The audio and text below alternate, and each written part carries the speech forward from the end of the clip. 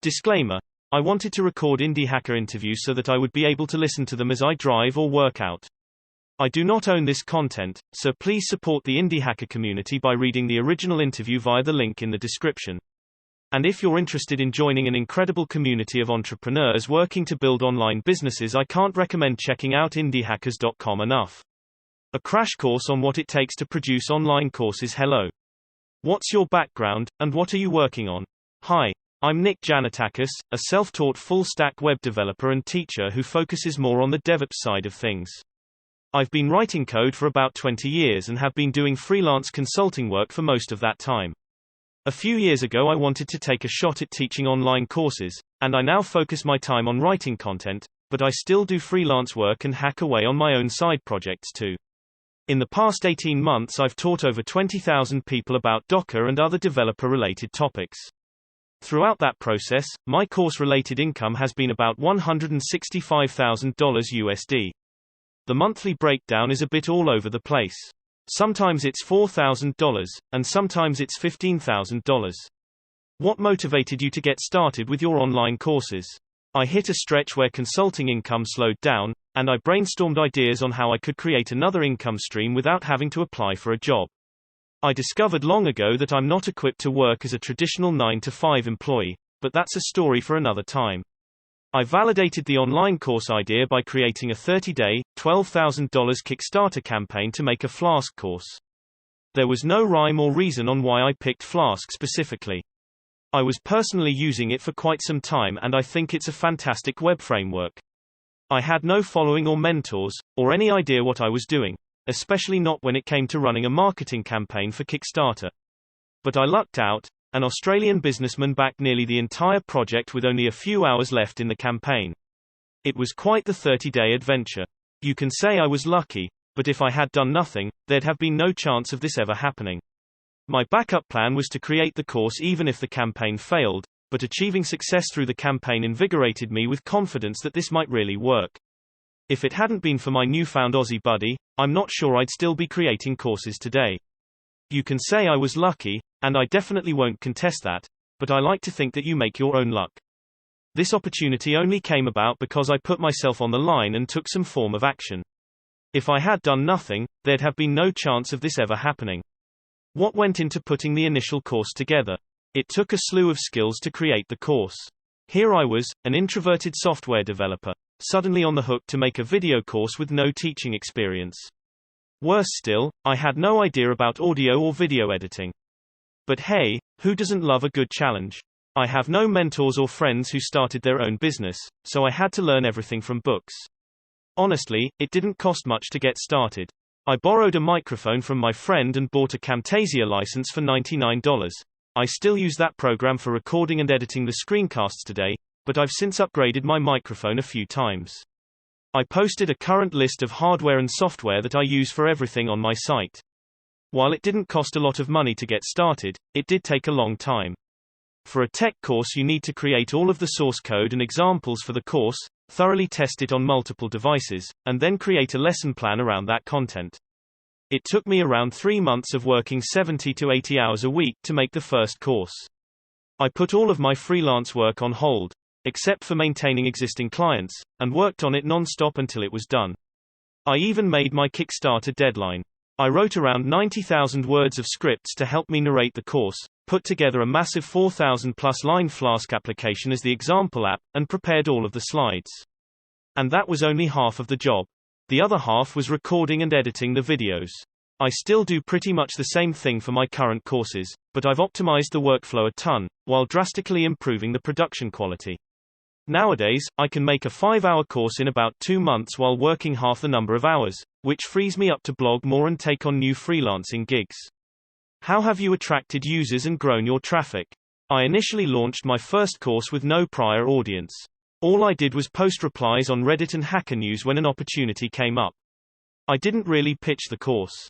Instead, I gave high-quality replies to anyone who asked a question and then proposed the C-Course at the end if they wanted to dive deeper. Honestly, I haven't hit the point where I have my own huge audience. I have fewer than 3,000 people on my email list and a very small social following. Heck, I don't even have a Facebook account. All I do is put my head down and write blog posts, which is what I've been doing for the last 2 years or so. For the last 6 months I've been posting twice a week. I get about 12,000 unique visitors per month, but my blog has a lot of posts that aren't relevant to my courses. It took me around 3 months of working 70 to 80 hours a week to make the first course. For example, my latest course, HTTPS with Let's Encrypt, along with Dive into Docker, doesn't really get that many leads from people looking at a blog post on how to pick a good monitor for software developers. Lately I've been trying to improve things by making more focused free content, such as a free Intro to Docker email course that's on the bottom of any Docker-related blog post. It gives something of value for free on a topic that Docker visitors are interested in, and it naturally leads into buying the paid course. That's only a recent addition, but it's showing promise. It's a 5-day mini-course, and no one has unsubscribed yet. It has also resulted in a few sales. I haven't tried paid advertising, mainly because I'm a software developer myself and I know how much I despise ads. There's about a 0.0000001% chance I would ever consider buying learning material through a paid ad. Maybe I'm hurting myself in the end from being so biased, but I like to think my mindset is similar to other developers. All in all, I sell about 90 organic copies per month from all of my courses combined, but that only includes my personal marketing efforts of blogging and posting on forums that are relevant to what my courses are about. This is a very long-term approach, and if you're just getting into content creation yourself, don't expect immediate results. It will very likely take years before anything materializes. But the bright side is that you can generate income with your courses through other sources from day one. What's your business model, and how have you grown your revenue? Currently I sell each course as a one-time purchase, which includes updates and full-time support. Plot twist: I've answered nearly 4,000 questions since I started doing this.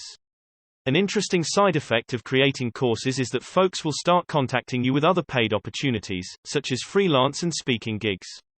It's an excellent combination that naturally leads to multiple revenue sources.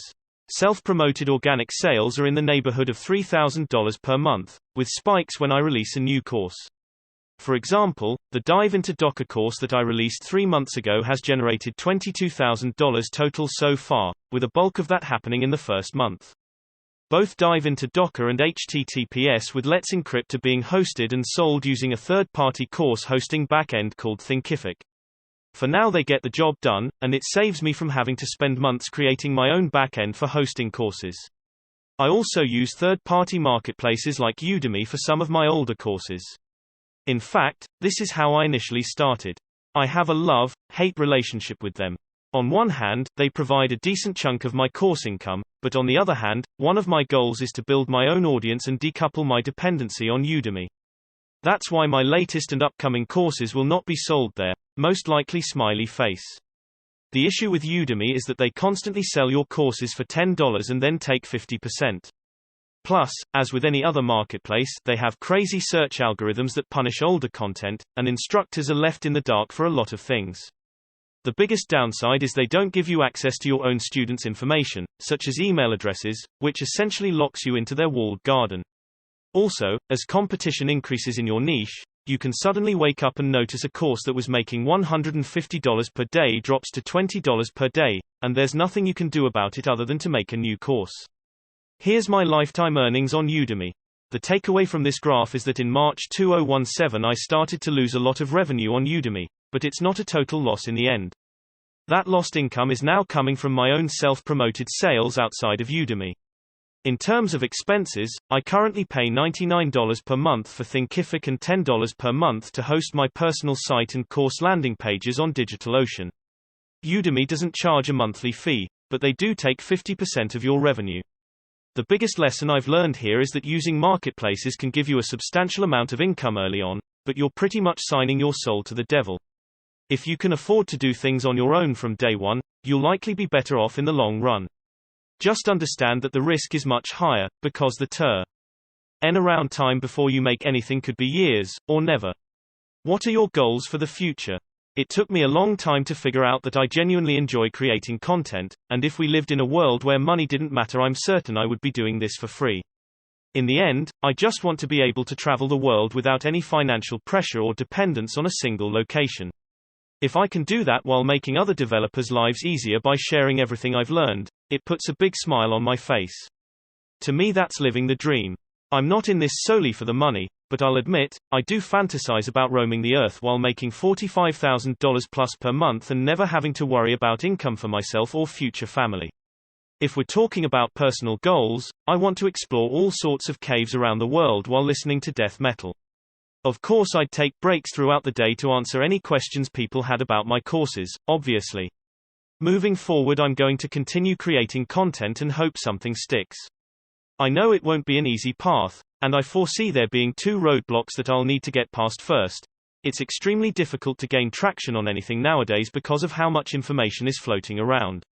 Myself. When you spend 300 plus hours working on something that you poured everything into and took nearly half a lifetime of prior experience to put together, but it doesn't get the results you were hoping for, it can be really demoralizing. What are the biggest challenges you've faced and obstacles you've overcome? The biggest challenge was underestimating how much effort goes into creating and selling a video course. Even if you ignore all of the new skills you need to learn to create the course, there's the whole marketing aspect of it. For example, I spent at least 100 hours just on researching microphones, but that doesn't compare to the amount of time I spent learning how to sell a product. I have no mentors or friends who started their own business, so I had to learn everything from books. I'm constantly researching and trying things out to improve. It's a never-ending process, but I enjoy it. If you had to start over, what would you do differently? The worst decision I made was getting lazy. There was a 6-month period where I didn't make a new course because my previous courses were doing really well on Udemy, but as tech courses on Udemy age, they tend to get worse ratings and rankings over a long period of time. I got blindsided by that big time, because I woke up one day and realized one of my courses dropped from a 4.7 rating and a number 1 course ranking for a specific niche to a 4.2 rating and a middle-of-the-page rank. Nothing changed other than time, but today that course makes 5x less per day than it used to. It didn't happen overnight, but I didn't pay enough attention to it. There's also an ongoing struggle where I wonder, should I put my newer courses on Udemy? Which really takes its toll. It's very stressful to be in a constant state of indecision and uncertainty. If I were starting over from day one with the same financial circumstances, I would take the same path I did originally, except I would spend a lot more time learning how to speak in an engaging and non-robotic way. It took me a few courses to get to the point where I didn't sound a bit monotone. No one ever told me straight up that my old courses were poorly delivered, but when I look back at them, it makes me cringe really hard. Even harder than when I tried singing in my latest "Congrats you finished the course" video for HTTPS with Let's Encrypt. Have you found anything particularly helpful or advantageous? I try to create products that would capture my own interest. For example, in the courses I record, I avoid narrating documentation and going over toy examples. There's about a 0.0000001% chance I would ever consider buying learning material through a paid ad. It's production ready, or nothing in my book, so I aim to either solve real-world problems or make the content very hands-on, where you're following along instead of passively watching. I usually introduce just enough theory, followed by lots of doing. Out of hundreds upon hundreds of reviews, one common trend I've found is that nearly everyone likes this style of learning. Lastly, a habit that I've been sticking with for a few months now has been to post something new on a regular schedule. Every Tuesday and Friday I post a new article. Sometimes it's a detailed tutorial, and other times it's a smaller tip. Whatever the case, it's something. What's your advice for indie hackers who are just starting out? Don't take anything personally, and always spend your time and energy on things that you can control. For example, if someone leaves a bad review on your course, such as "your course is the worst thing ever, you suck," but then 150 other people say it was an amazing experience and that they loved it, you need to be able to brush off the single negative comment and double down on what is working for you.